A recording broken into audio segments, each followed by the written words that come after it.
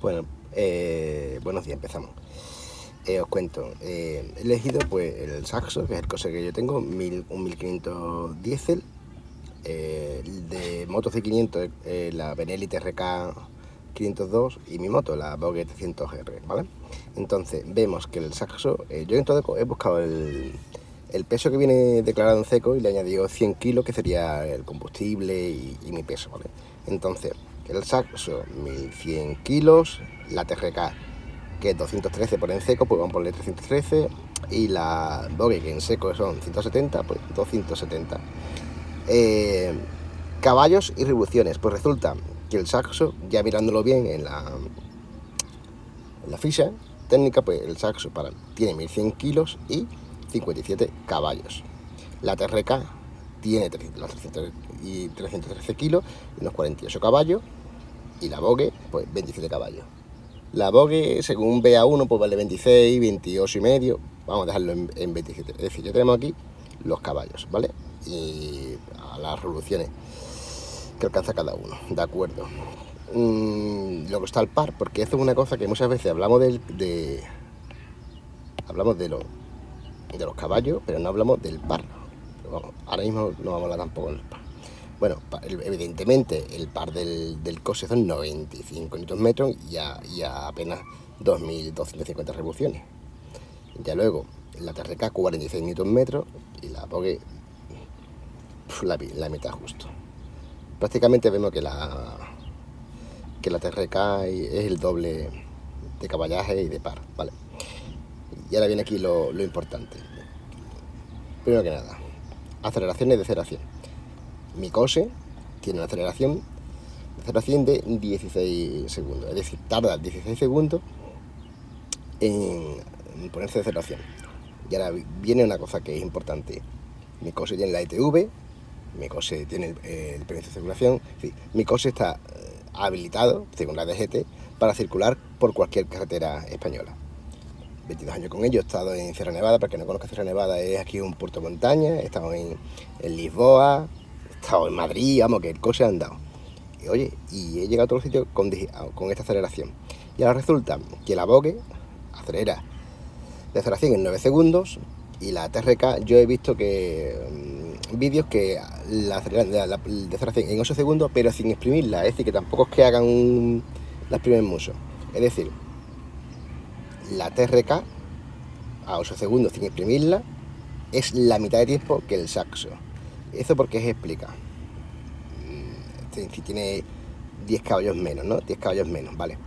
Es por la relación kilos-caballos, entre otras cosas, ¿vale? Entonces resulta que un caballo del Saxo tiene que mover 19 kilos. O la relación kilogramos-caballos es de 19 kilos por caballo. La TRK 6,7 kilos y la Vogue 10 kilos. 10 kilos. ¿Qué quiero decir con esto? Lo repito. Vamos a empezar por la Vogue. Por cada caballo de la Vogue se reparten 10 kilos. Por cada caballo de la TRK, 6 kilos. Por cada caballo del Saxo, casi 19 kilos. Y esto es lo mismo, pero eso con el par. Vemos que de nuevo la TRK se lleva aquí la palma, que por cada newton metro se le asignan 6,8 newton metro. 6,8 kilos, 7 kilos por newton metro, por debajo de esto. Entonces, con esto es lógico, y sale es lógico que la más rápida sea la TRK. En este caso aquí sobraría incluso la mía, ¿no? Porque tiene 27 caballos.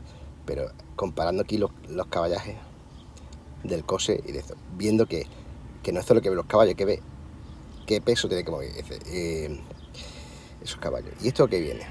Bueno, por un lado, es que he visto varios que me sorprende. Por un lado veo personas que te dicen que es que una moto de 48 caballos se le queda corta. ¿Se le queda corta para qué? Para competir en un gran premio GP. No, es que yo con dos personas en un puerto de montaña no podía en cesta, pues reduce a quinta, tío.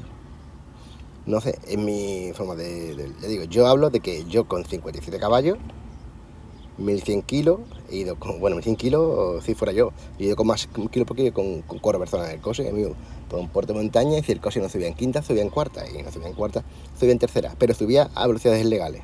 Y cuando digo legales es que tenía que aflojar, porque si no, rebasaba la velocidad que venía en esa cuesta. Y ya te digo, y otra cosa que me sorprende es que ahora resulta que yo me voy a comprar un coche nuevo que tiene 120 caballos y unos 1200 kilos. Para una relación de 10 kilos por caballo.